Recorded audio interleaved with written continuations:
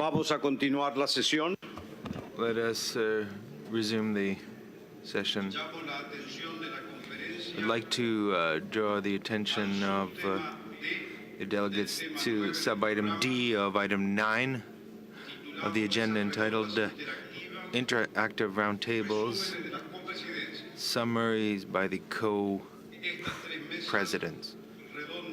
These 3 interactive roundtables took place yesterday on the 21st of March and covered various topics.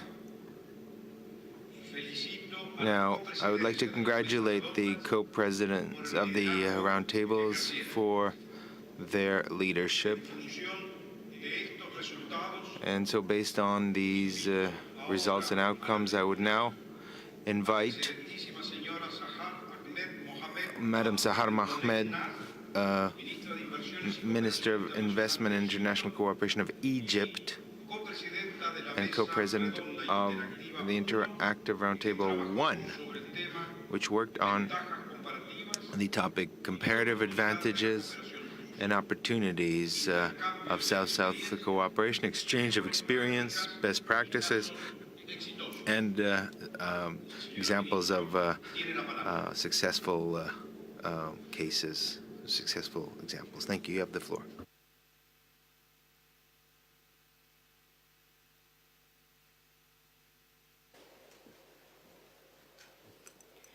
Good afternoon, Excellencies, distinguished participants, ladies and gentlemen. I have the honor to present the summary of the interactive panel discussion number 1, which considered the theme entitled Comparative Advantages and Opportunities of South-South Cooperation, Sharing Experiences, Best Practices, and Success Stories. We had a very interactive and fruitful discussion yesterday, during which the participants highlighted the comparative advantages of South-South cooperation and shared the following points and recommendations. Number 1, South-South cooperation instills a sense of ownership, contributes to a faster learning process, and reduces the cost of doing business. It also benefits consumers in markets of Global South and has net job creation impact. South-South cooperation initiatives range from the establishment of South-South think tanks, compilation of success stories, production of digital capacity catalogs, and peer learning. South-South cooperation partners are providers, facilitators, and beneficiaries of development cooperation. They lead and develop the scope of South-South initiatives according to sound and good governance cooperation principles. The transformative, innovative, and adaptive capacity of people in the rural and urban areas of the Global South is the major comparative advantage and an opportunity too. Key areas where South-South cooperation can have impact include trade, climate resilience pathways, and disaster risk reduction, infrastructure connectivity, digital economy, investment in human capital, health and education, youth and gender mainstreaming, agriculture, rural transformation, and opening markets for farm products, humanitarian crisis, support in post-conflict context, combating violence, extremism, and terrorism, science and technology.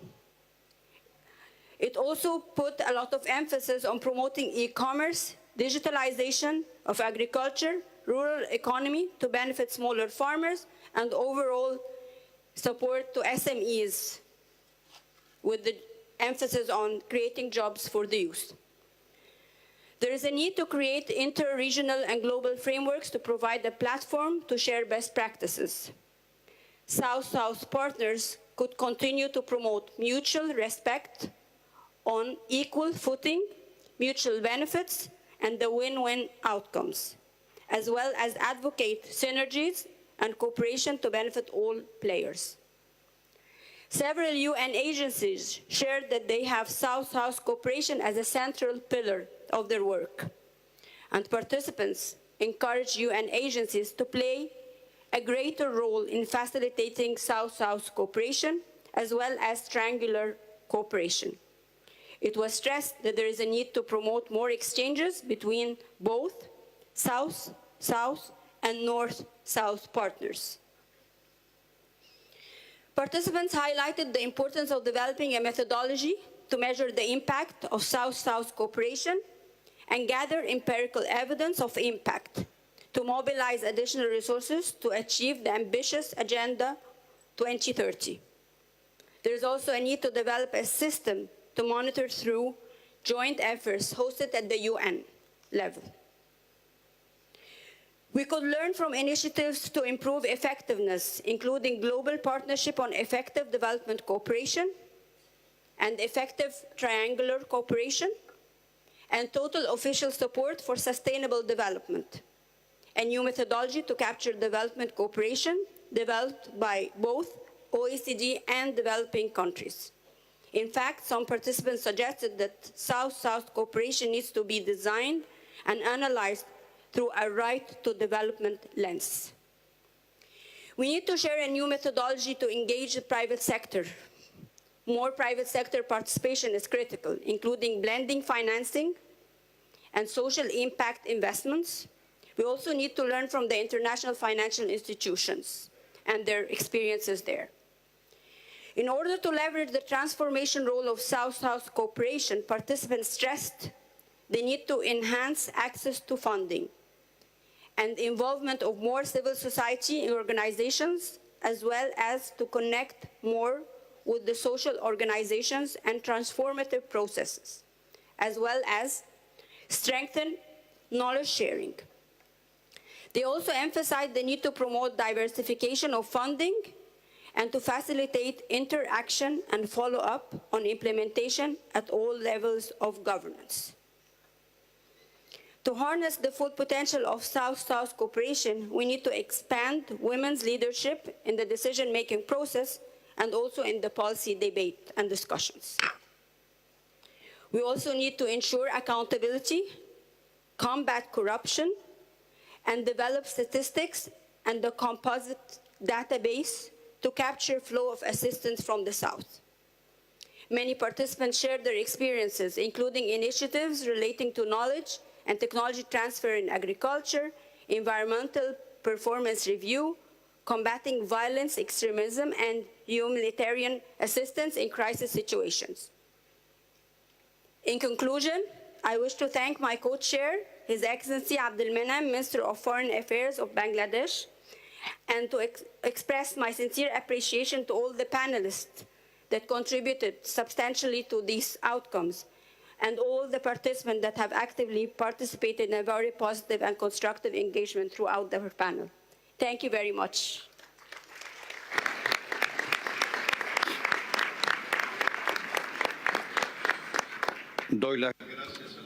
I want to thank the Minister of Investment and International Cooperation of Egypt for her summary of the work of Interactive Roundtable number 1. I now would like to invite to the rostrum His Excellency Bambang Bojonegoro, Minister of National Development Planning of Indonesia, as co-chair of the Interactive Panel Discussion 2 on challenges and strengthening of the institutional framework of South-South cooperation and triangular cooperation. Minister, you have the floor now.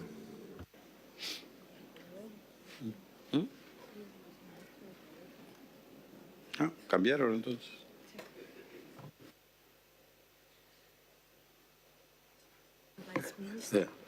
Voy a corregir porque en el... I'm going to correct myself because in the script I have Minister of Indonesia, but in fact it will be the Vice Minister of Ecuador who will take the floor.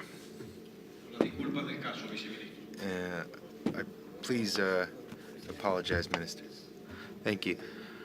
Chairman, or President, thank you. The co-chair and Minister of National Development and Planning of Indonesia asked me to read the summary, so that is what I'm going to do. Your Excellencies, ladies and gentlemen, could the chair please switch off his mic? It's a pleasure for me to read the summary of Interactive Roundtable Panel 2, which examined the topic of challenges and the strengthening of institutional framework of South-South cooperation and triangular cooperation. We had a very productive and rich exchange of views where participants explored the measures that are necessary to strengthen institutional mechanisms and frameworks for South-South cooperation and to facilitate a comprehensive approach to government actions in this area. Now, the following main points were made in the course of the debate. 1, developing countries have the prerogative of accepting measurements on a voluntary basis. The measurements of the processes and outcomes is essential to strengthen the notion that cooperation is extremely important for any form or model of development. Second, the participation of the private sector of the developing countries must include indicators of results or outcomes to measure job creation, fiscal tax payments, and other indicators. Third, various panelists shared information about very positive initiatives that have been derived from the experiences of their various cooperation agencies, and these were focused on South-South and triangular cooperation, and they were supposed to promote sustainable development. It was mentioned that development agencies are defined by their vision, their goals, and their values. In the past few decades, we've witnessed a growing increase in South-South cooperation in trade, transfer of technology, financing of development, and in dealing with climate change, migration, even in smaller states and the least developed countries.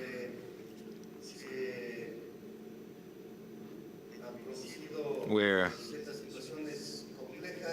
complex situations have occurred, and it's absolutely clear that it's urgent to establish a national, regional, and global institutional framework to ensure a rapid expansion of South-South cooperation to promote the development of these countries. Number 5, given the multitude of actors and scope, the philosophy of South-South cooperation is basically the philosophy of inclusion. But what is needed is multifaceted institutional arrangements. And in this context, South-South and triangular cooperation could be reviewed in various international forums, in particular at the high-level Forum for Sustainable Development.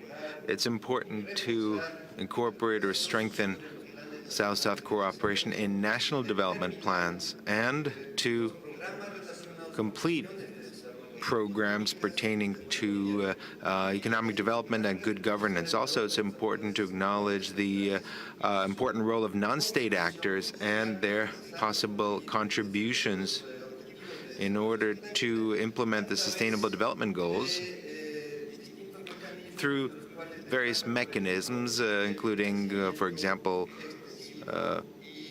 extensive financing and combined financing or joint financing. 7, the current institutional framework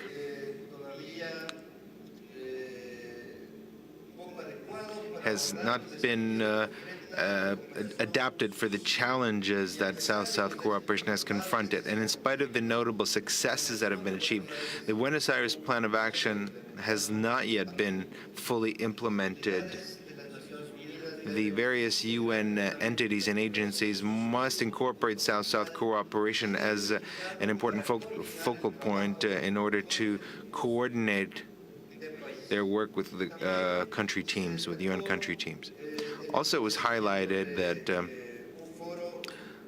that a South Forum could be created that would include ministers of finance, foreign ministers, or ministers of development. An eighth point that was also highlighted is a recommendation to strengthen the institutional map for South-South cooperation at the regional and international level, and the adoption of measures to ensure that related data, relevant data, are not only compiled by donor countries, but also by developing countries themselves, or recipient countries. Lastly, it's important to highlight that participants underscored that the goals of sustainable development goals are essential to promote a model of development where South-South cooperation is a key element, but there are various challenges that must be tackled to achieve this, in particular with regard to creating a propitious or conducive environment for this kind of development and cooperation. I have to say that the panel in general, the roundtable, underscored the importance of South-South and triangular cooperation, underscoring that the main challenge for these is to tackle the global challenges facing this kind of cooperation. Of course, embracing the commitments necessary to implement the 2030 Agenda, incorporating South-South and triangular cooperation into development goals. This could be done with a better and better design methodology, training, and participation, among other elements. Also, this was a way to achieve a greater degree of consensus and to adapt this kind of cooperation to the various paradigms and approaches to development, incorporating new actors and using technological tools in an approach where solidarity and the human factor play the most important role. Lastly, I want to thank the co-chair, the Minister Bambang of Indonesia, for his excellent work, and in particular the valuable contributions of all the participants in the interactive panel number 2. Thank you very much.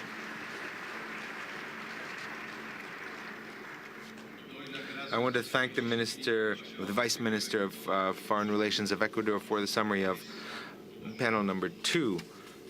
And I now invite to the rostrum Her Excellency Diane Keita, Minister of Cooperation and African Integration of the Republic of Guinea. She was the co-chair of the interactive panel discussion 3 on the theme Scaling Up the Means of Implementation of the 2030 Agenda for Sustainable Development in support of South-South cooperation and triangular cooperation. Madam Minister, you have the floor.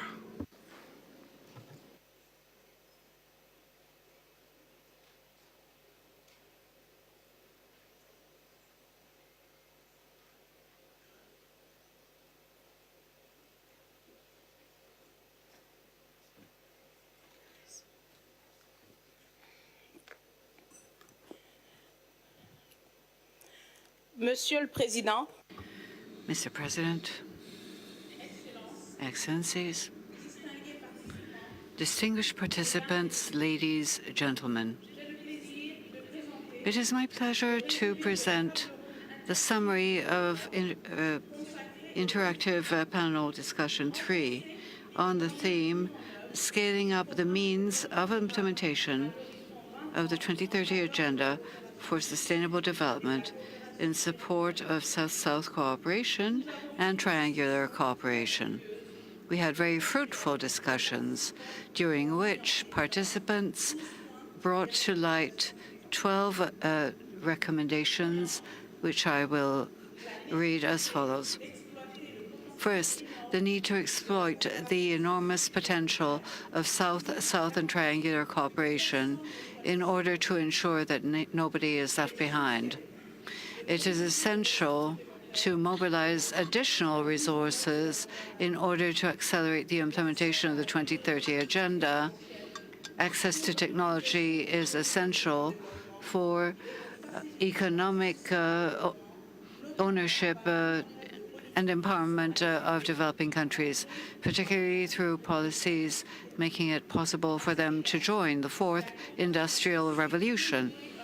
South-South cooperation can play an important role in technology transfer between developing countries in this regard. Point 2. It was stressed that South-South cooperation is an important tool for developing countries to increase their collective autonomy. 3. Participants also stress the importance of the participation of all stakeholders in follow-up mechanisms, the results of the outcome statement of the conference, as well as networks making it possible for partners in the North and South to come to agreements whilst respecting methodology and cooperation. 4. Means should be found to create incentives for investment in the future by the international financial system, as well as encouraging private investment in sustainable development. 5. It is important to develop fiscal policy in the region by initiatives such as tax investment without borders, as well as adopt advanced technology. 6. Participants stress the need to guarantee consistent commitment by the private sector in order to make the most of its comparative advantages, especially through South-South and triangular cooperation, and to assess the impact of private sector participation in the implementation of the sustainable goals. Point 7. Participants emphasize the need of using the potential of other means of cooperation. In this regard, development partners, it was stressed, must respect their commitments. 8. Participants indicated that triangular cooperation can strengthen the capacities of the South in the economic and environmental sectors. The systems of cooperation should integrate South-South and triangular cooperation more in their work programs. 9. The United Nations system, particularly the United Nations Office for South-South Cooperation, should make trilateral arrangements on the basis of experience gained within the United Nations and by partner countries. 10. Besides the efforts to promote technical cooperation between developing countries, a lot remains to be done in order to find other means of implementation, such as commerce, trade, ethical practice in the private sector, as well as to respond to major challenges, such as the fight against illicit financing flows. 11. Participants stress the need for a new South-South cooperation strategy on the United Nations level in order to maintain solid South-South cooperation and triangular cooperation in international cooperation programs. 12. In conclusion, I would like to most warmly thank my co-chair, His Excellency, Ambassador Marc-André Blanchard, permanent representative of Canada to the United Nations in New York, and I would also like to express my gratitude to the speakers and to all the participants for their commitment and their positive and constructive contributions. Thank you very much for your kind attention.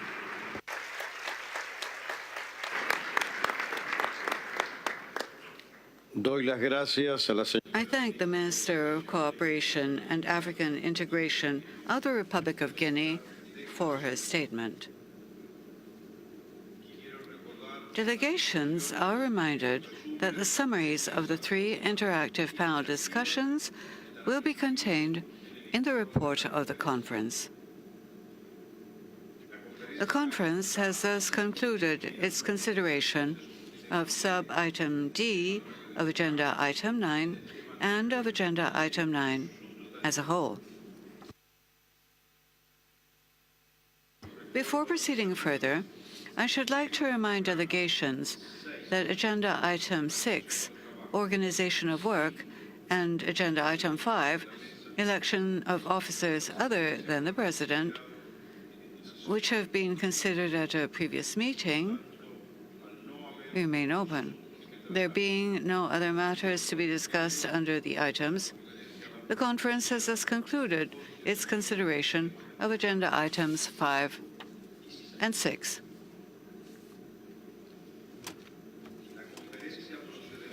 The conference will now consider sub-item B of Agenda Item 7,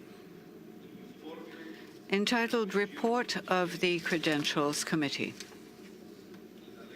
Delegations have before them the report of the Credentials Committee, issued as document A/Conf 235/5. I now give the floor to the chair of the Credentials Committee, Ambassador Anthony Liverpool of Antigua and Barbuda, to introduce the report of the Credentials Committee.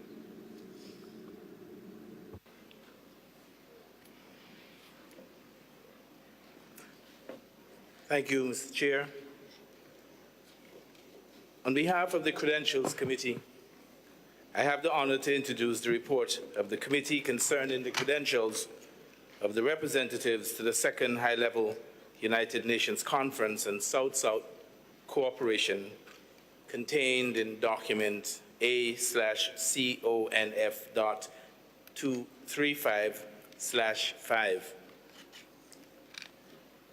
Having considered the credentials of the representatives at its meeting on the 21st of March, 2019, the Credentials Committee adopted without a vote a resolution accepting the credentials. The committee also recommended to the conference the adoption of the draft resolution concerning credentials of representatives to the conference, contained in paragraph 19 of the report of the committee. I would like to note that the following states have submitted formal credentials after the meeting of the Credentials Committee. They are El Salvador, Guatemala, Myanmar, Serbia, and Singapore. In addition, the following state has also submitted provincial credentials after the meeting of the committee: Lesotho. The draft resolution approving the report of the Credentials Committee and the additional credentials submitted after the meeting of the committee are therefore before the conference for its consideration. Finally, I would like to express my gratitude and appreciation to the members of the committee and to the Secretariat for facilitating our work. Thank you.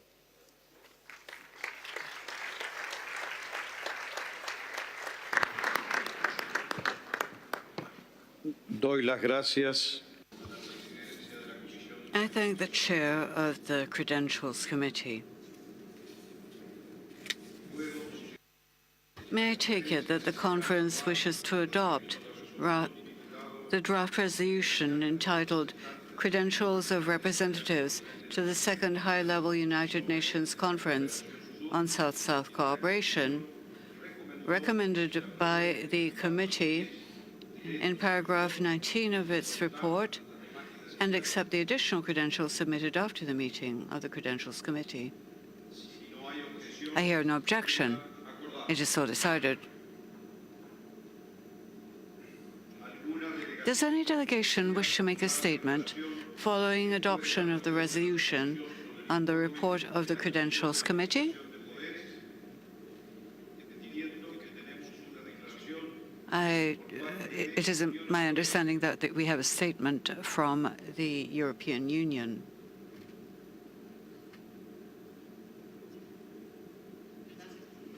Thank you, Mr. President. Insists that we are here to discuss South-South cooperation and triangular cooperation, and we should focus only on how it can contribute to achieving our global goals, addressing both opportunities and challenges. However, we reiterate that the presidential elections of last May in Venezuela were neither free, fair, nor credible, lacking democratic legitimacy. The EU and its member states reiterate their full support to the National Assembly, which is a democratic, legitimate body of Venezuela, and whose powers need to be restored and respected, including the prerogatives and safety of its members. We underline our conviction that the solution to the multidimensional crisis affecting Venezuela can only be a political, democratic, and peaceful one, and therefore strongly renew our call for the restoration of democracy through free, transparent, and credible presidential elections. Muchas gracias. Thank you, Madam. Creo que también I believe there is also a statement from Peru. Thank you very much. President, allow me to take the floor on behalf of the delegations of Argentina, Brazil, Canada, Chile, Colombia, Costa Rica, Guatemala, Honduras, Panama, Paraguay, and Peru. These countries are members of the Lima Group. I also take the floor on behalf of the delegations of Australia, Georgia, Israel, the United States, the United Kingdom, the Republic of Korea, and the Dominican Republic. We wish to indicate that the approval of the report of the Credentials Committee should not be interpreted as a tacit recognition by our countries of the regime of Nicolás Maduro or his designated representatives at this conference. It should be stressed that our countries do not recognize the illegitimate regime of Nicolás Maduro in Venezuela, and that to date, over 50 countries in the world have recognized Juan Guaidó as pro tempore president of Venezuela. Thank you. Thank you, Ambassador. There is also a statement by the Czech Republic.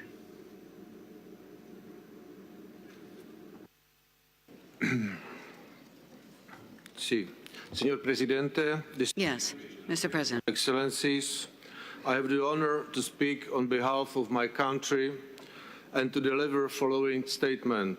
The Czech Republic dissociates from consensus on this credentials resolution solely to the extent that this resolution approves the credentials submitted by the Maduro regime on behalf of the Bolivarian Republic of Venezuela. Thank you. Muchas gracias.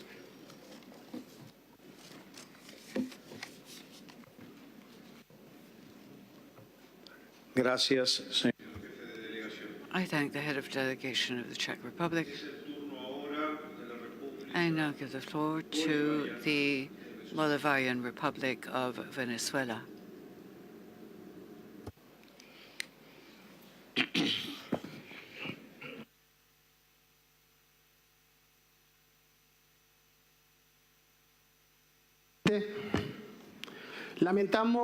Mr. President, we deeply deplore that the delegations who spoke before me are trying to deflect the attention from the very important subject under consideration at this conference on South-South cooperation, and now intend to question the credentials of our delegation.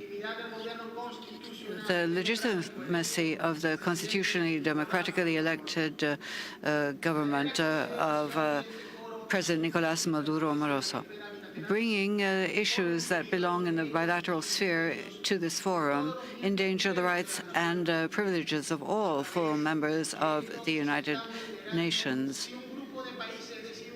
whilst these are being attacked, if a group of countries try to use our institution to undermine institutions or any other state in a violation of the provisions of the Charter of the United Nations, specifically Article 27, which prohibits interference in matters which are essentially part of the internal affairs of countries.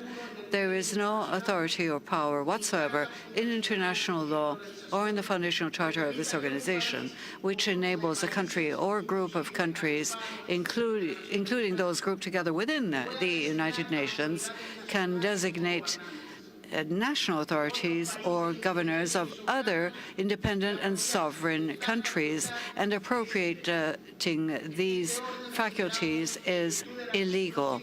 We wish to reiterate that by virtue of Article 5 of our national constitution, sovereignty resides in the people and cannot be transferred from them.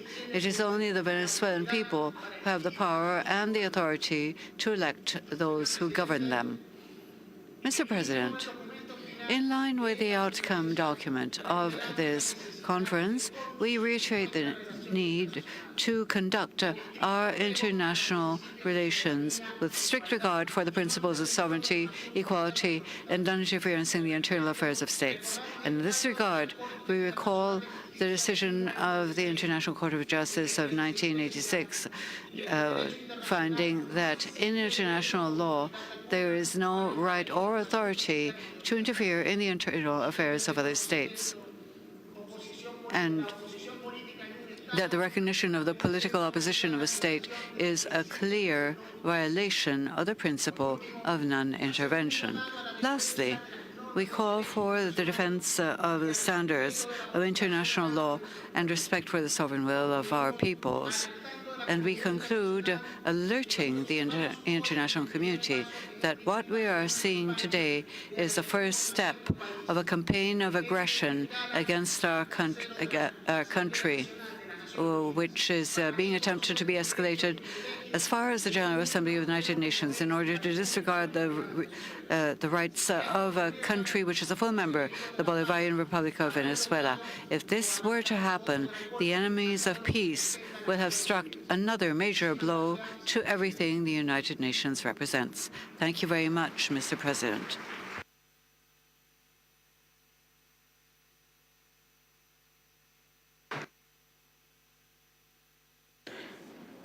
Corresponde ahora la I now give the floor to the delegation of the Russian Federation, which wishes to make a statement.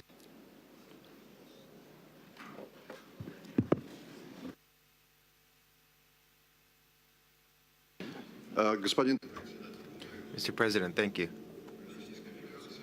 The Russian Federation would like to express its deep disappointment in connection with the statements by the representatives of the European Union and Peru on behalf of the Lima Group and others, supporting the so-called interim president of Venezuela, Guaido. We categorically do not share the position in the statement. In these statements, the main goal of which are once again to delegitimize the legitimate and legal government of the country using the authoritative international forum. These attempts are in breach of the UN Charter and the founding principles of international law. And they are an open attempt to interfere in the internal affairs of the members of this organization. It's very unfortunate that members of this conference have decided to take the path of confrontation and introduce division into this forum. These will not increase the legitimacy of Guaido, nor do they contribute to trying to resolve the situation in Venezuela. It's clear that those who have spoken against the legitimate government of Venezuela are not interested in resolving this situation. All this hinders dealing with a very large-scale issue standing before developing countries in the area of development, which this conference was convened for. We believe that we should demonstrate solidarity not in attacking an individual country, but in trying to tackle the acute challenges of the modern world, especially since we live in a multipolar and interdependent world. We regret that in spite of the efforts of Argentina on an excellent organization of this very important event, just at the end of this event, it has been darkened by an unnecessary attempt at politicization. The only thing we can wish is that it will not have an impact on dealing with the very important tasks in the area of South-South cooperation. Thank you. Gracias. Thank you. I now give the floor to the representative of Cuba. Thank you very much, Mr. President. Cuba deplores the attempt by some delegations to politicize the debate of the second high-level United Nations Conference on South-South cooperation. Cuba reiterates its full support to the government of the Bolivarian Republic of Venezuela and to its constitutional president, Nicolás Maduro, and expresses its solidarity with the Venezuelan people subjected to constant attacks and aggressions from the outside. The self-proclaimed caretaker president of Venezuela was actually appointed by the government of the United States of America, which is very interested in oil and not interested at all in the well-being of the Venezuelan people. Thus, the only legal credentials which are legally valid to represent the government of Venezuela are those of its legitimate government, constituted under Nicolás Maduro Moro, as approved in the credentials included in ARS 6193, adopted by consensus of the General Assembly of the United Nations on December 17, 2018, and ratified by this conference. Lastly, Mr. President, Cuba calls for the Charter of the United Nations and international law to be respected, particularly with regard to the sovereignty of states and non-interference in their internal affairs. Thank you very much, sir. Gracias. Thank you, Minister. I now give the floor to the delegation of China.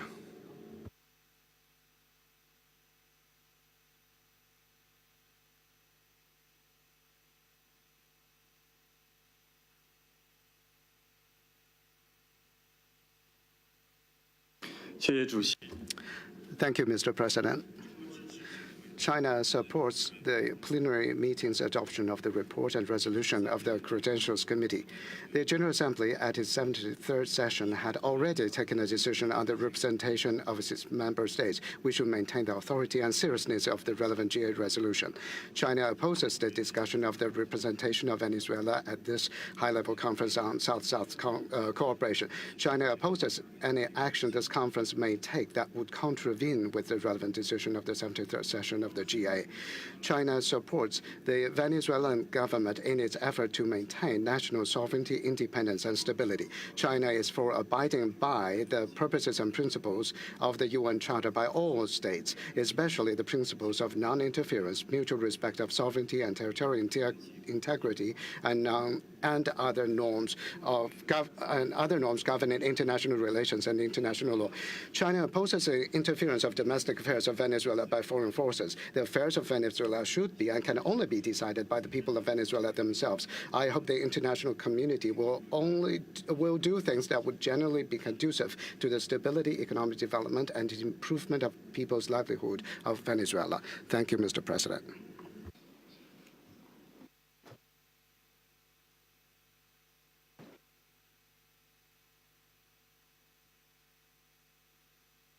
Gracias.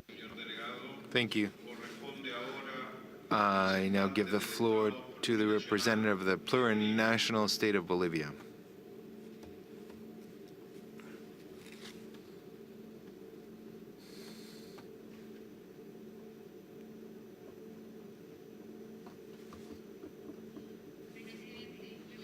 Mr. President, we regret that this conference, which was organized to discuss important topics for the development of countries, has been undermined by a number of statements. The approval of the report of the Credentials Committee is a relevant document for this organization. The organization cannot allow that there be challenges to a legitimately elected government. The Conference on South-South Cooperation cannot be used for political aims, but rather it should be used for the purpose it was created. My delegation would like to make an appeal regarding the principles and norms of international law in line with the United Nations Charter, including the right to free determination, sovereignty, and non-interference in internal affairs. Thank you very much. Thank you. I now give the floor to the representative of Nicaragua.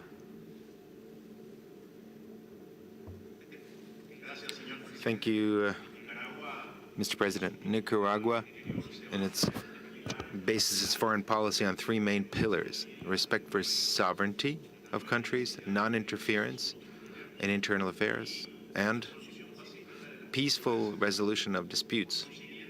Therefore, Nicaragua rejects this attempt to politicize a conference that up to now has been going smoothly and very successfully. And the intention of those who attack Venezuela, unfortunately, damages Argentina, which is the host nation of this conference, where we have all been invited, and we heard various statements wishing success for this conference. However, now that the report of the Credentials Committee has been approved, it's very unfortunate that this issue has been raised after it's been approved. We would like to reiterate that we recognize President Maduro as a legitimate president of the Bolivarian Republic of Venezuela. And therefore, we recognize the delegation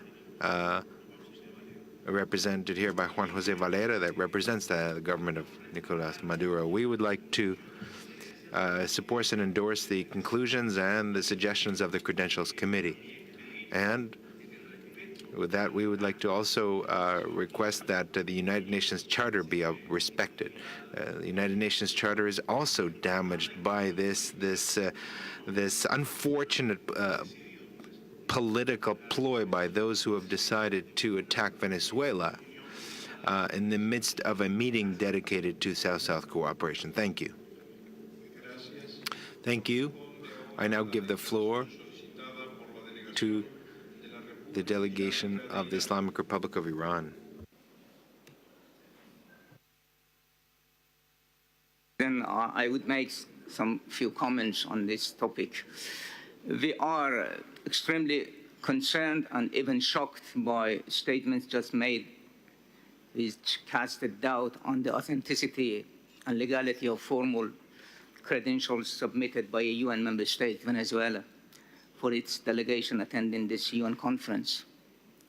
The legal soundness of the process of submission is reflected in the paragraph 1 of the Memorandum of Secretary General, as referred to also in the paragraph 6 of the report of the Credentials Committee, which is now before us for adoption. The motivation behind such statements at this final stage of the conference can be considered as twofold. First, to abuse this important conference for an absolutely political agenda, which is absolutely an irrelevant non-issue. And second, to raise such an anomalous case to undermine the outstanding outcomes of this timely UN conference. We also consider this attempt as a disrespect to host country Argentina and to the United Nations, who have been working hard together to make this timely and important conference possible, which is meant to enhance further the solidarity among Global South and to upgrade relations with partners from the North. This is a manifestation of interference in internal affairs of a sovereign and independent UN member state, which at the same time constituting another rampant blow to multilateralism and the United Nations. My delegation, Mr. Chairman, in line with other delegations of the same concern, requests through Your Excellency the distinguished delegations who made statements to withdraw their objections and rejoin the House in accepting credentials and adopting the report of the Credential Committee, allowing a smooth and promising end for this historic BAPA+40 conference. I thank you. Gracias. Thank you. I now give the floor to the delegation of Japan. Muchas gracias, señor presidente. Thank you very much, Mr. President. The delegation of Japan would also like to clarify its position on the approval of the report of the Credentials Committee, as other delegations have done. Japan would like to express once again its clear support to Interim President Juan Guaido, and urges that free and fair presidential elections be held in Venezuela as soon as possible. Thank you very much, Mr. President.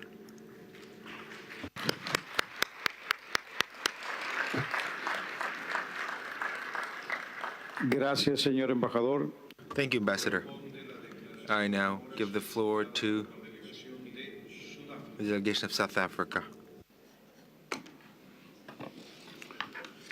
Mr. President, South Africa supports the adoption of the report of the Credential Committee, and we condemn in the strongest terms the crude manner in which the credibility and legitimacy of this conference has sought to be undermined. We are reminded, Mr. President, that the General Assembly at its 73rd session had taken a decision on the representatives of Venezuela, which was accepted. We are also reminded that Venezuela held its presidential elections on 20 May 2018 on the basis of its national laws governing such elections. These elections took place in accordance with the agreement of electoral guarantees that was signed by all political parties shortly before the elections. The elections were further overseen by Venezuela's National Electoral Council. It was on this basis that South Africa's President, His Excellency, Mr. Matamela Cyril Ramaphosa, congratulated President Maduro following his inauguration for a second term as President. A founding principle of South Africa's constitutional democracy is the respect for the rule of law. South Africa remains deeply concerned by what is a clear attempt to circumvent Venezuela's constitutional legal mechanisms, which govern its elections and the choice of its delegations to conferences of this nature. Any grievances or disputes should be resolved in a peaceful manner through the proper mechanisms and processes provided for in the Constitution of Venezuela and its electoral laws without external influence.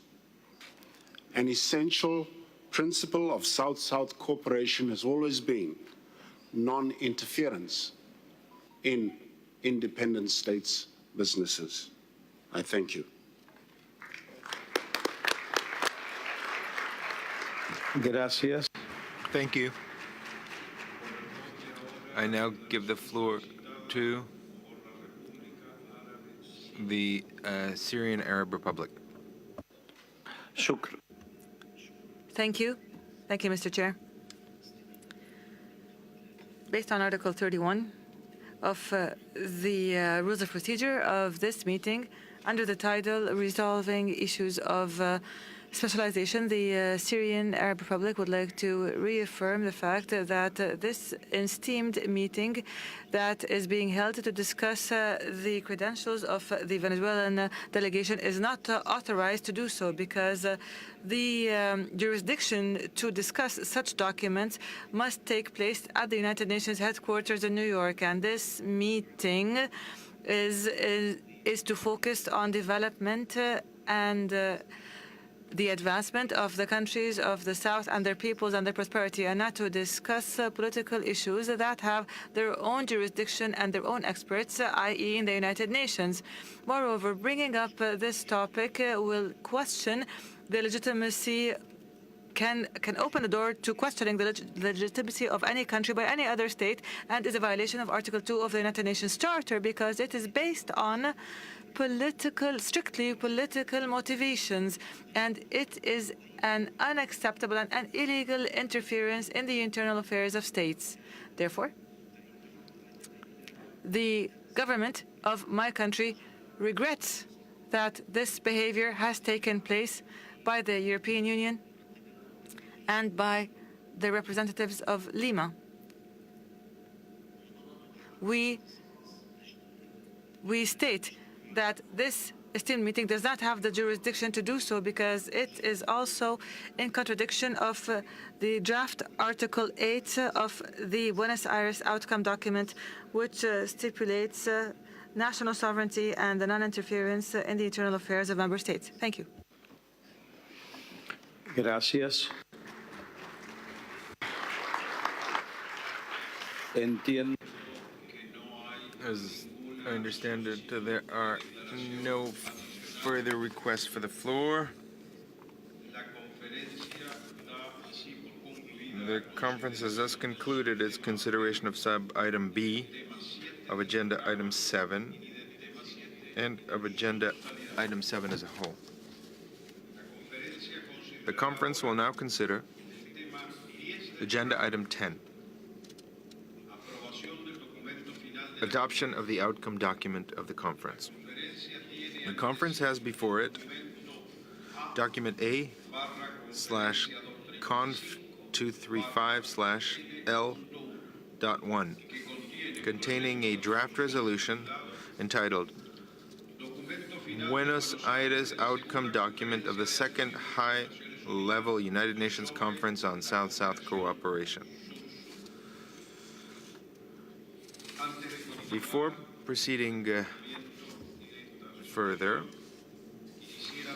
I would like to thank all states for their constructive participation in the negotiations on the draft outcome document, and especially the co-facilitators of the intergovernmental negotiations of the General Assembly. To wit, Her Excellency Audra Plepite, Permanent Representative of Lithuania to the United Nations, and His Excellency Adonia Ayebare, Permanent Representative of Uganda to the United Nations.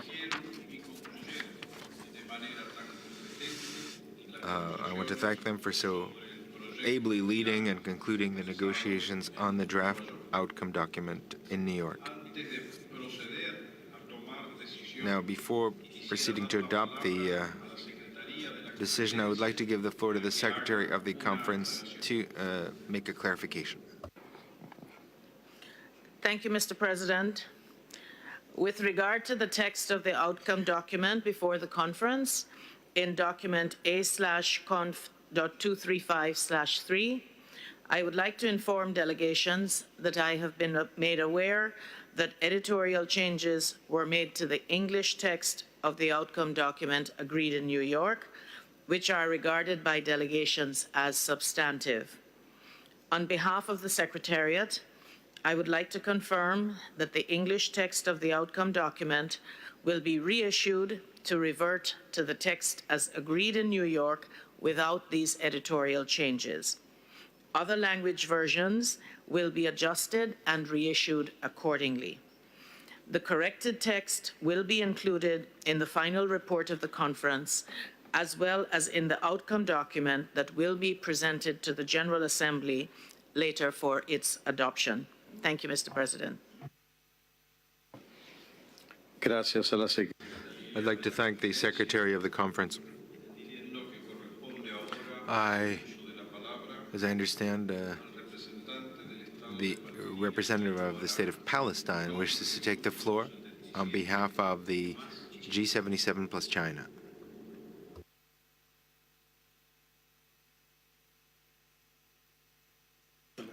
Thank you very much, Mr. President, for giving me the floor to speak on behalf of the Group of 77 and China.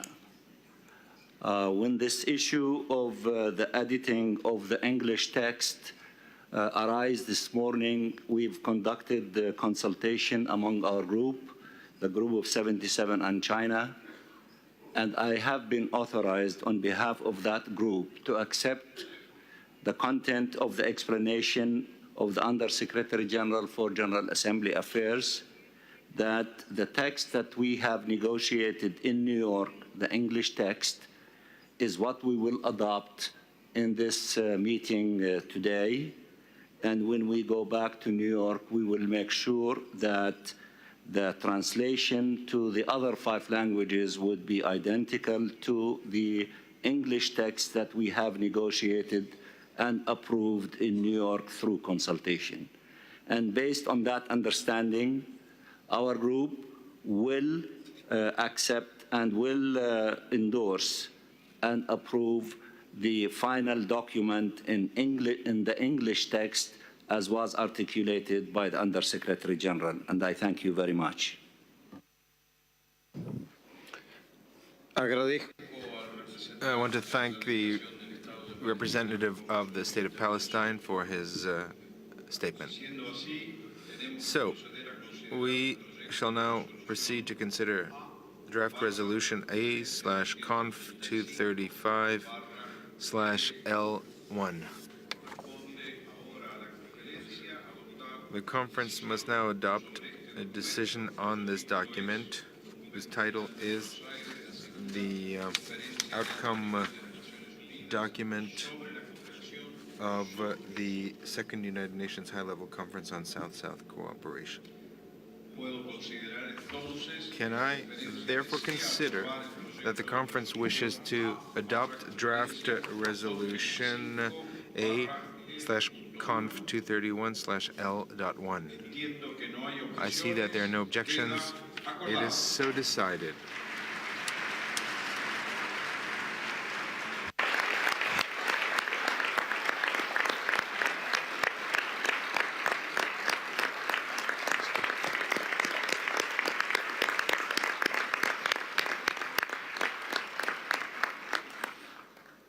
Entiendo.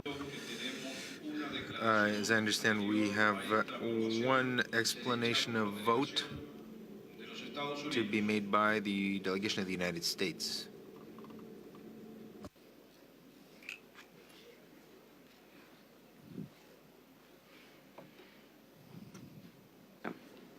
Thank you.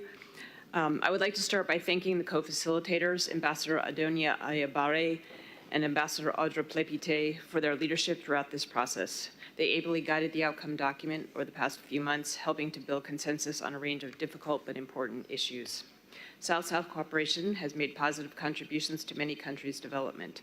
The United Nations recognized the value of this form of cooperation as a means to support countries on their journey to self-reliance, which our national statement addressed in depth. We take this opportunity to highlight areas of focus and follow-up in the outcome document, as well as to clarify important issues. The outcome document notes that South-South cooperation leads to more diverse opportunities for development and emphasizes its voluntary nature. We commend the Southern providers that have chosen to study and draw lessons from the experiences of Organization for Economic Cooperation and Development Assistance Committee members as providers of official development assistance.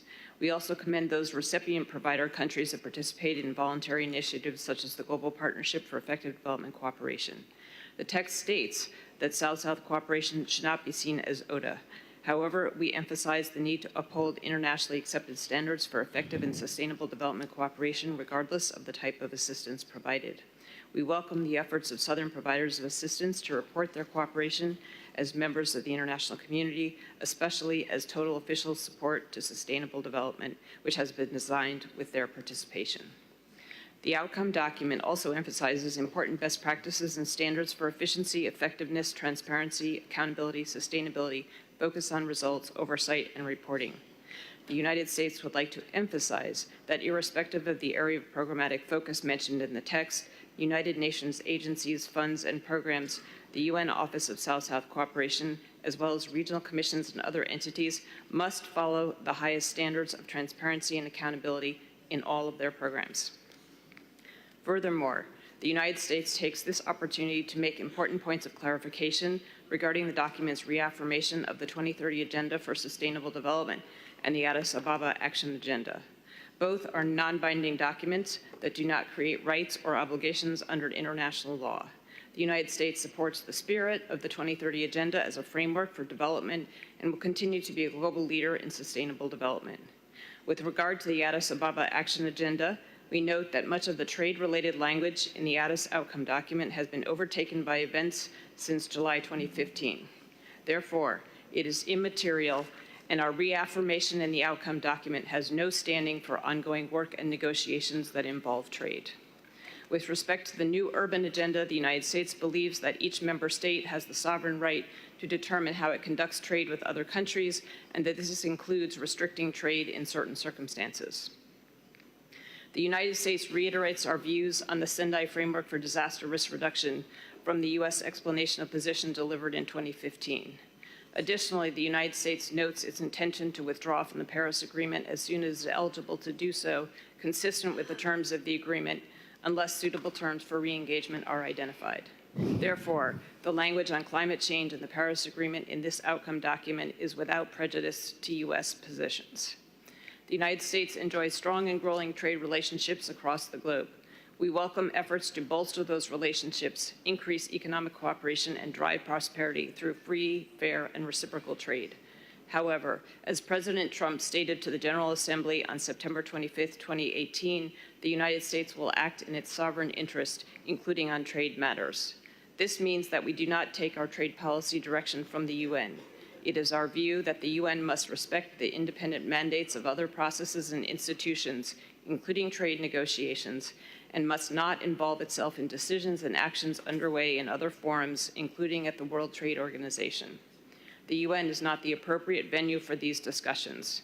This includes calls that undermine incentives for innovation, such as technology transfer, that is not voluntary and on mutually agreed terms. We request that this statement be made part of the official record of the conference. Thank you. I want to thank the delegate of the United States. I believe that that was the last speaker in explanation of vote, and thus we have concluded consideration of agenda item 10. I now invite the conference to consider agenda item 11, entitled Adoption of the Report of the Conference. Under this item, the conference has before it a draft resolution entitled Expression of Thanks to the People and Government of Argentina, which is contained in document A/conf.235/L.2, which was submitted by the State of Palestine on behalf of the states that are members of the Group of 77 and China. I would like to give the floor now to the representative of the State of Palestine to introduce this draft resolution A/conf.235/L2. You have the floor.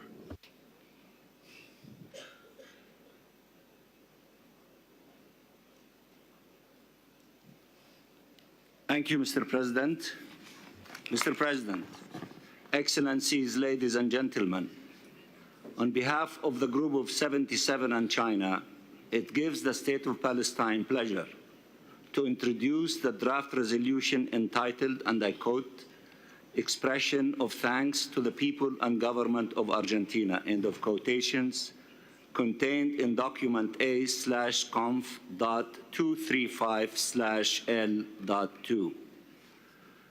Mr. President, with this resolution, the Group of 77 and China would like to express its deep appreciation to Your Excellency for your outstanding contribution to the successful outcome of the conference, and would also like to express our profound gratitude to the government and people of Argentina for the hospitality and warm welcome extended to the participants of the conference, as well as for all the excellent facilities, staff, and services that were so graciously placed at the disposal of this conference.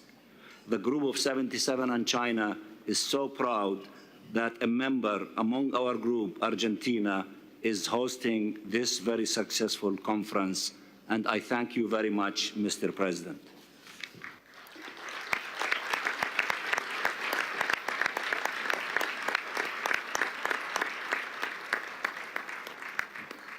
I want to thank the representative of the delegation of the State of Palestine, and I thank him on behalf of the government and people of Argentina, who we have felt a great honor in organizing this conference, and we acknowledge the gratitude expressed in this resolution. So may I take it that the conference wishes to adopt the draft resolution A/conf.235/L.2. Thank you. I hear no objections. That is so decided.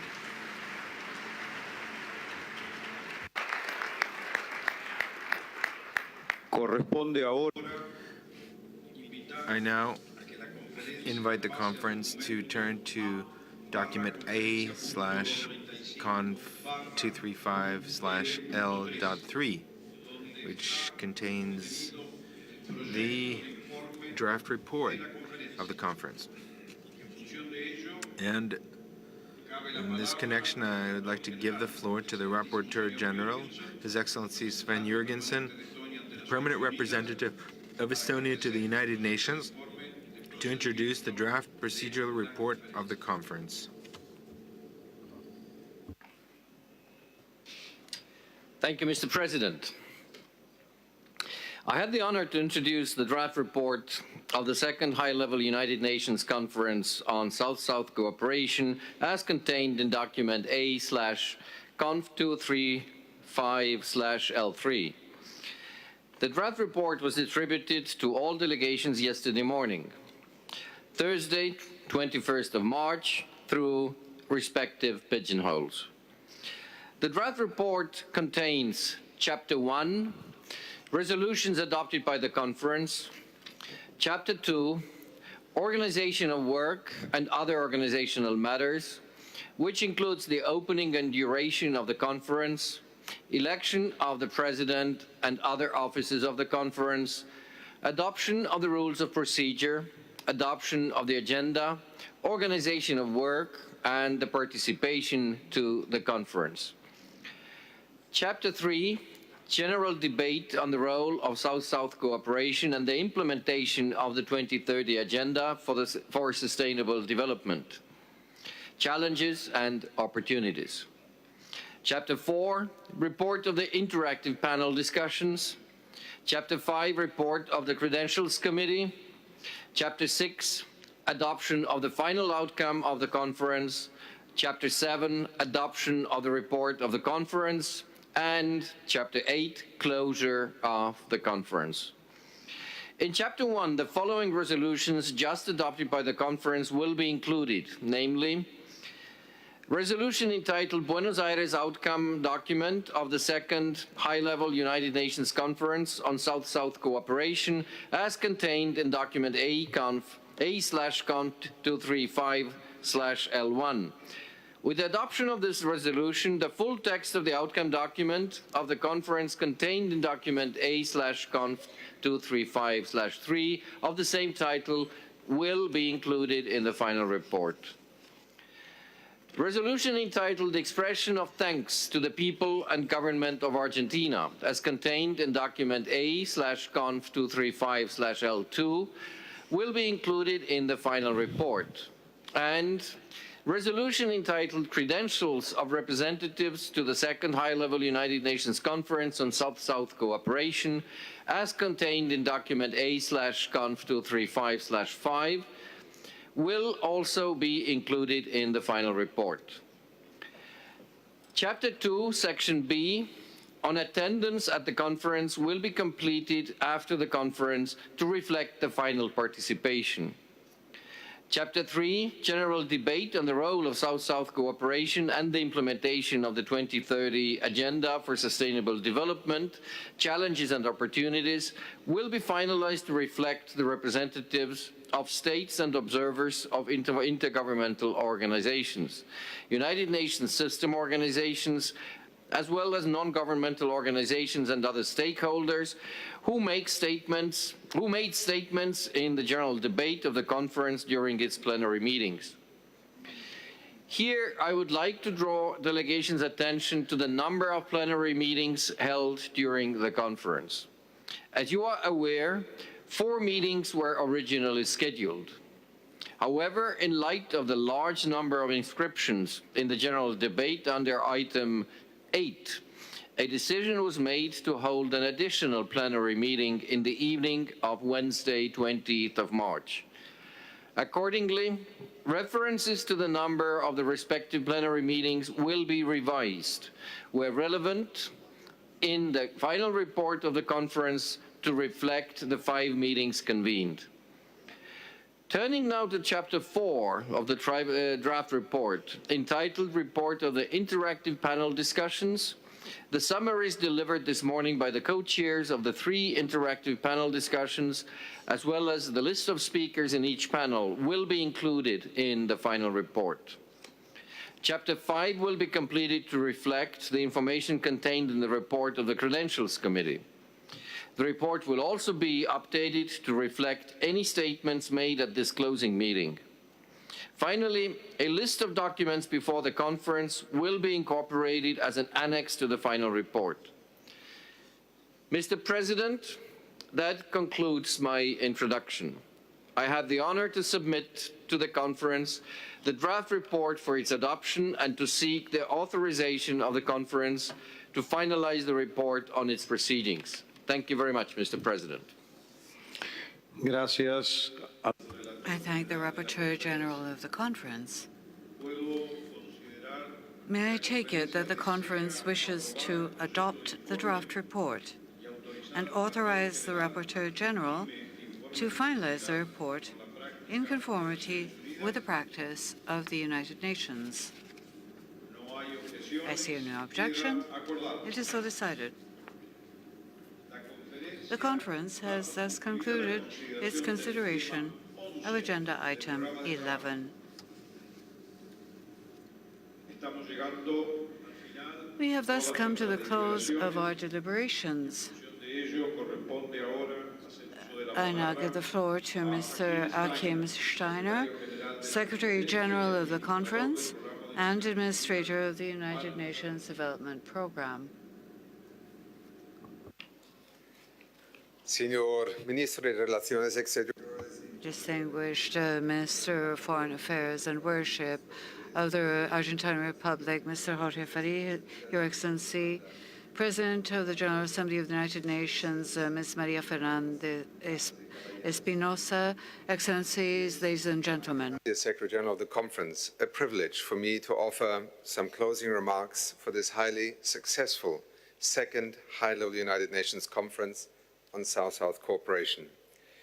Throughout the past 3 days, we welcomed over 3,800 participants at the highest levels, with 160 member states, including 6 heads of state, 2 vice prime ministers, 61 ministers from around the world, as well as 23 intergovernmental organizations, 13 specialized agencies, numerous civil society, private sector, and academic institutions.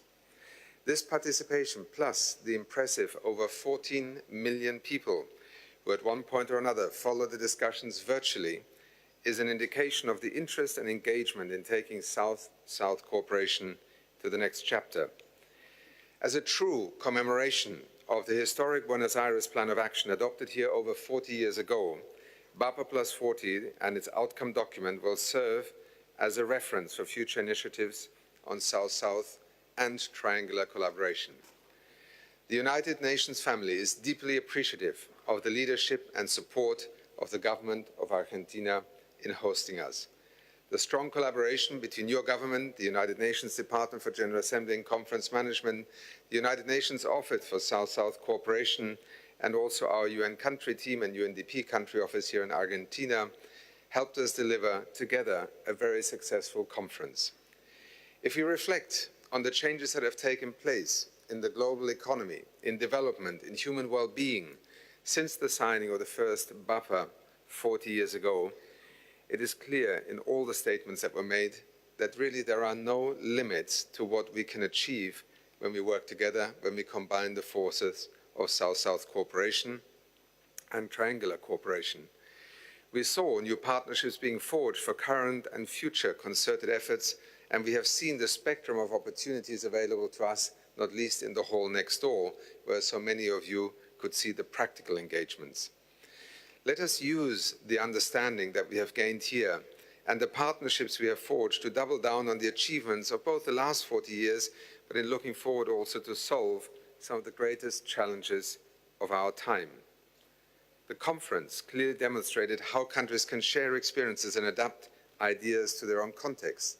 And I personally saw many of these examples from Kenya's mobile phone-based money transfer system, supported in other countries, Mexico's experience in diversifying corn products, Cuba's support in the fight against Ebola, lessons from Chile to the Caribbean on product labeling, or knowledge strategies to reduce hunger by Colombia with Mesoamerican countries, just to cite a very small subjective selection of encounters I had. Excellencies, distinguished delegates, we will all leave this conference with a lot of homework to do, but also many opportunities. The responsibility is now on us to take what we have heard, the linkages that we have made, and the connections to the next level. This includes the need to tackle climate change, address inequalities, as well as improve institutional arrangements both within and between countries to improve cooperation and trade. South-South cooperation and triangular cooperation will be vital tools in tackling these challenges. The simple fact is that we cannot achieve all 17 Sustainable Development Goals unless we leverage this cooperation, share practical solutions, and give each other the support, inspiration, and indeed the push in the right direction. Throughout our discussions, we also saw a growing recognition of the importance and complementarity of South-South and triangular cooperation. We have also keenly recognized that investment by multilateral, regional, and bilateral financial and development institutions in South-South and triangular cooperation will be vital. The United Nations family is actively pursuing innovative ways to expand the financing for SDG implementation and thereby also to leverage South-South cooperation. In addition to all of you, many actors from the United Nations family have been involved in these efforts. I would like to take this opportunity in my capacity as UNDP administrator to state that also in UNDP we welcome and are proud to continue to be entrusted with the hosting of the United Nations Office on South-South Cooperation, which we have done so with great pride and commitment since 1974. We look forward to working closely with the United Nations Office for South-South Cooperation to implement the decisions you have taken here this week, and will forge a stronger collaborative partnership between the UN system-wide reach of the Office and our own work. In closing, Mr. President, I would like to warmly thank once more the government of Argentina for generously hosting us here in this beautiful city of Buenos Aires. The conference would not have been such a success without the leadership of your President and all of your government, and indeed all your staff. We will all leave BAPA+40 with increased vigor to build more prosperous, inclusive, resilient, and secure societies. Thank you also to all member states present here for their determination to work in a cooperative spirit. I acknowledge and thank also the invaluable contributions from civil society, the private sector, and many other stakeholders participating in the conference. The conference has brought the necessary momentum and provided us with a roadmap and outcome document for South-South and triangular cooperation. It will come alive not necessarily in the words of the document, but in the actions that it will inspire and trigger. And again, so much of what we saw during the days here in Buenos Aires speaks to the power of action and cooperation. Here I also wish to join others in thanking the co-facilitators of the outcome document, Her Excellency Ambassador Audra Plepte and His Excellency Mr. Adonia Ayebare, respectively the permanent representatives of the Republic of Lithuania and Uganda to the United Nations, for their outstanding leadership in bringing us together on the road to Buenos Aires. The reinvigorated UN system has listened deeply and keenly to the wishes of delegates, and it stands ready to strongly support this momentum of change behind South-South cooperation, as you also saw evidenced in the decision by the Secretary General to join you here for this conference in Buenos Aires. May I also take this opportunity to thank all my colleagues in the UN family, in particular Catherine Pollard, Secretary of the Conference, and her team, Jorge Chediek, Director of the United Nations Office for South-South Cooperation, and his team. Thank you for the work of your dedicated staff that made this conference such a success. It is true that the multilateral development system comes away from BAPA+40 in a better and inspired position to support South-South cooperation implement the 2030 Agenda. I thank all of you for the passion, the knowledge, and the appetite for sustainable development and partnership that you have shown and shared with each other here this week. Finalmente, agradezco a los más. Finally, I wish to thank the 100 volunteers of the University of Buenos Aires who worked long hours to ensure that our work was effective. Thank you very much.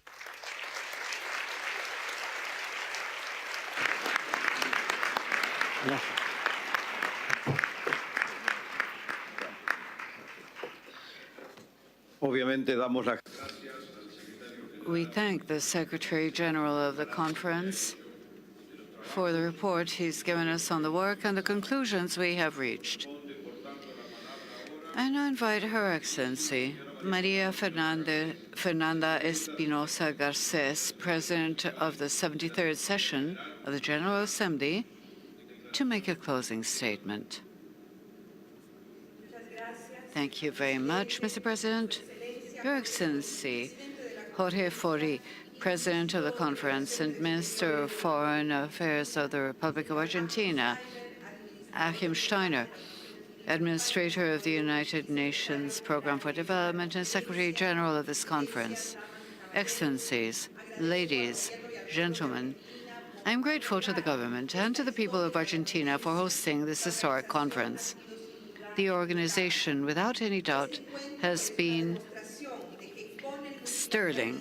This meeting is a demonstration that through multilateralism we can achieve extraordinary results.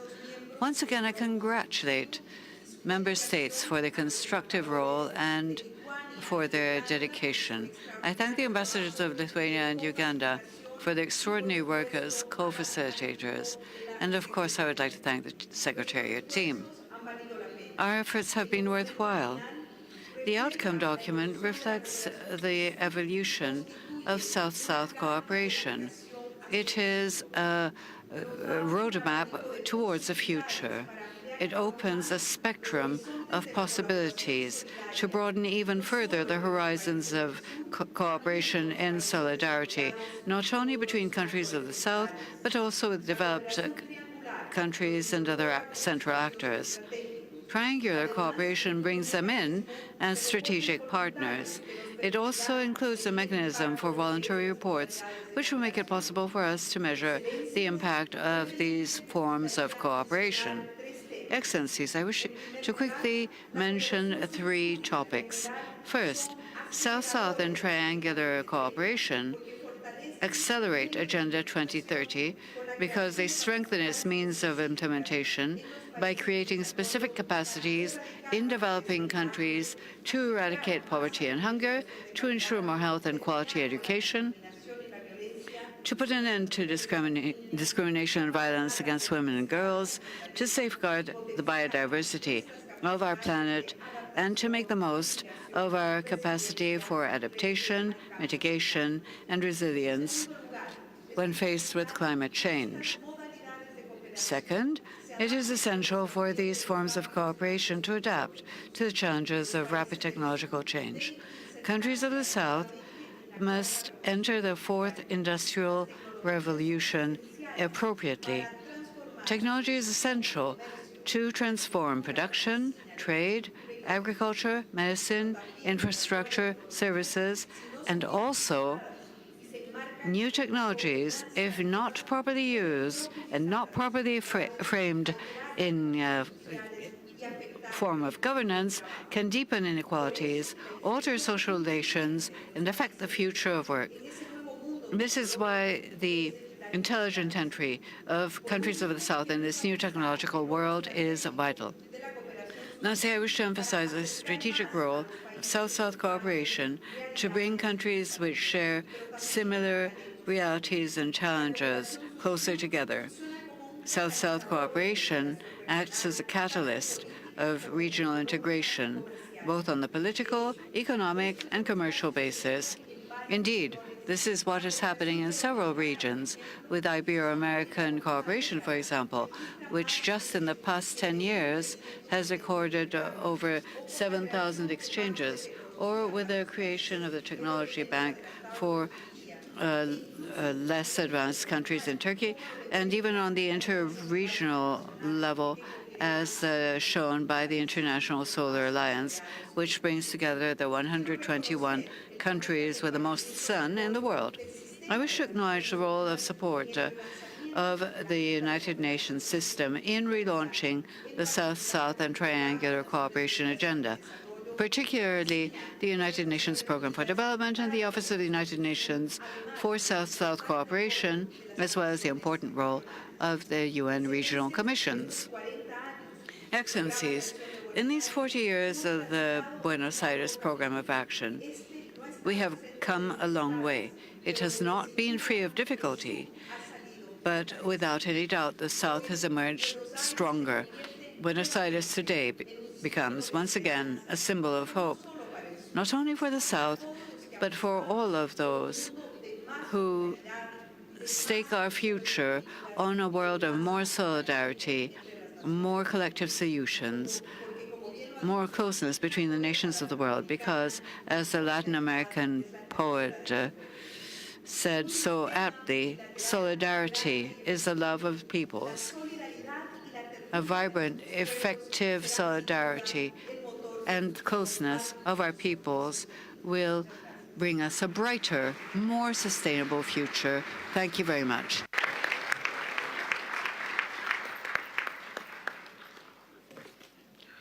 Muchas gracias, señor. I thank the President of the 73rd session of the General Assembly for his statement. I now must give myself the floor in order to close this conference with a statement. The first word is thank you. Thanks to all of you. Thank you for coming as far as Argentina. Thank you for honoring my country 40 years after the adoption of the Buenos Aires Plan of Action. In many of the discussions I had over these past 3 days with different heads of delegation, several people mentioned the spirit of Buenos Aires. It is true that we had a conference which took place harmoniously, with a work environment and weather which supported us and which created a feeling in all of us that we are reviving the spirit of 40 years ago, but also that South-South cooperation must have a more dynamic drive. In today's world, we have reached a particularly delicate moment. Everybody here today, the world of the United Nations, acknowledges the international tensions to which we are subjected, and many of them come from the needs of our peoples who have unsatisfied demands.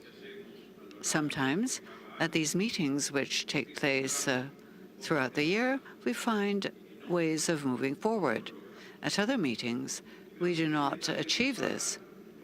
I believe that everybody here in this room is convinced that we need multilateralism.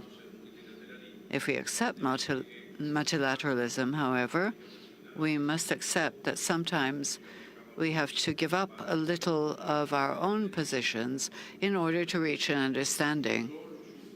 Understanding only comes from agreement.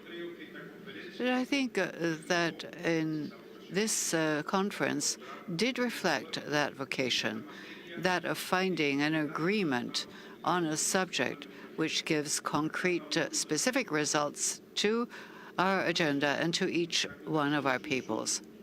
This is why South-South and triangular cooperation that we put together is an indispensable component of the foreign policy and foreign relations of each one of our countries. That is the case today. It will continue to be so in the future. That is why, 40 years after Buenos Aires, we must work together for South-South cooperation to be more institutional, for it not to depend on these meetings or sporadic efforts. We are all countries that have to adopt assessment and follow-up methodologies for South-South cooperation for it to have a clearer impact. 40 years ago, here, the path to South-South cooperation was opened, and the outcome document we have just adopted has to be the roadmap for the time to come, helping us meet the commitments we have all adopted in the 2030 agenda, and also give South-South cooperation change, a qualitative change. In the preparatory work for BAPA+40 in New York, in the work of the General Secretariat and the Secretariat preparing for the conference, we have demonstrated that it is possible to work to reach consensus. Now, we must all leave with the idea that the consensus we have put down on paper has to be worked on for the benefit of people, and it must be really specific and concrete. The world always watches this kind of meetings. It wonders about multilateral activity, the results we achieve as in our diplomatic activity. Everybody watches us, our peoples, our leaders, the think tanks. We should not stop using these tools to help people, at least one person in each one of our nations. Thank you very much.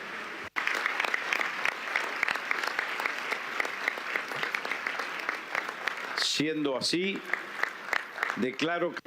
I now declare closed the second high-level United Nations Conference on South-South cooperation.